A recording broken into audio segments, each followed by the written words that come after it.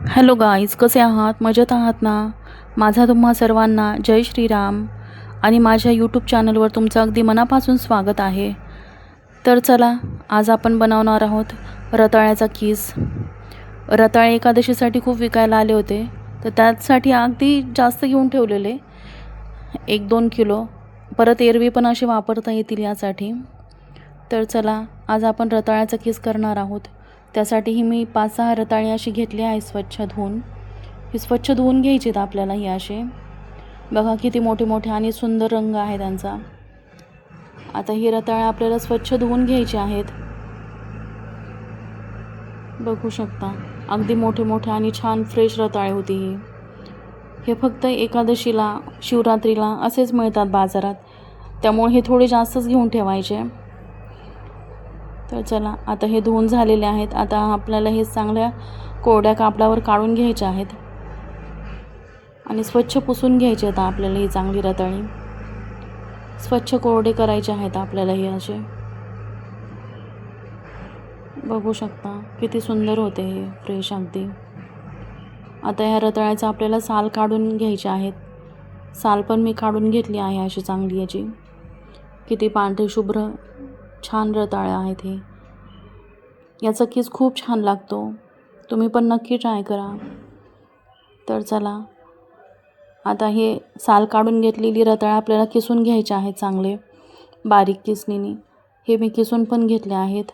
बघा किती छान कीस झाला आहे, बारीक असा, अगदी सॉफ्ट आणि एकदम बारीक लुसलुशीत असा दिसत आहे कीससुद्धा. अगदी झटपट होणारी रेसिपी आहे, तुम्ही पण नक्की ट्राय करा. तर चला, आता पॅन गरम करायला ठेवला आहे गॅसवर मी. पॅन चांगला गरम झाला आहे आपला. आता यात 2 चमचे गावरान तूप घालून घ्यायचं आहे. शेंगादाणा तेल वापरलं तरीही चालेल, पण तुपाने आणखी छान फ्लेवर येतो त्याचा. तर चला, तूप पण गरम झालं आहे आपलं चांगलं. यात आता आपण जिरं घालून घेतली. जिऱ्याचीच फक्त फोडणी द्यायची आहे आपल्याला. जिरे पण छान तडतडले आहेत आणि 2-3 अशा लाल मिरच्या घातल्या आहेत, अख्ख्याच घातल्या आहेत. कुणाला जास्त तिखट चालतं नाही चालत, जर लागत असेल तर तुम्ही तशा खाऊ शकता, नाही तर बाजूला काढून टाकलं तरी चालतील, काहीच हरकत नाही. बघा, मिरच्या पण आपल्या चांगल्या तळून झालेल्या आहेत, लालबुंद अशा छान. आता या फोडणीत आपल्याला हा जो कीस करून घेतला आहे हा घालून घ्यायचा आहे सगळा. बघा किती कोरडा आणि सुटसुटीत असा कीस झाला आहे हा, छान पांढरा शुभ्र. हा कीस घालून घ्यायचा आहे आपल्याला हा सगळा पॅनमध्ये. आता बघा, 5-6 रताळ्याचा खूप कीस झाला आहे, मोठी होती चांगली ते.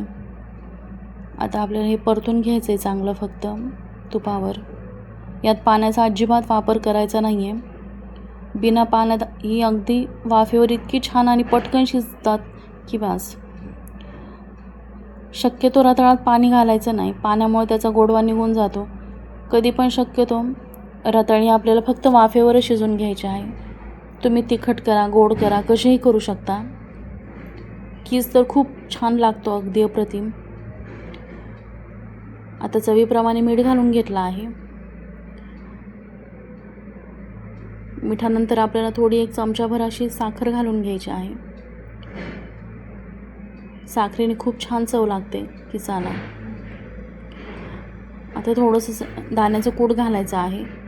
बारीक करून ठेवलेलं आहे आधीच शेंगादाणे भाजून. 2 मुठी आपल्याला कूट घालून घ्यायचं आहे याच्यात चांगलं. आणि जास्त कुठले पदार्थ काही घालायचे नाही, मसाले वगैरे काहीच वापरायचं नाही. 2-4 पदार्थात पण इतका छान आणि रुचकर स्वादिष्ट हा कीस बनतो की अगदी मस्त. तुम्ही पण नक्की ट्राय करा. आणि माझ्या अशाच नवीन नवीन चॅनलवर रेसिपीज पाहण्यासाठी चॅनलला लाईक करा, शेअर करा, फॉलो करायला अजिबात विसरू नका. बघा, एक वाफ आली आहे आपल्या या किसाला, किती छान आणि झटपट झाला आहे, बघू शकता तुम्ही. तर चला, आता हा खाण्यासाठी अगदी रेडी आहे. अगदी कमी साहित्यात पण खूप पौष्टिक अशी ही रेसिपी आहे, बघू शकता तुम्ही. थोडंसं मी याच्यावरून चीज भुरभुरते आहे.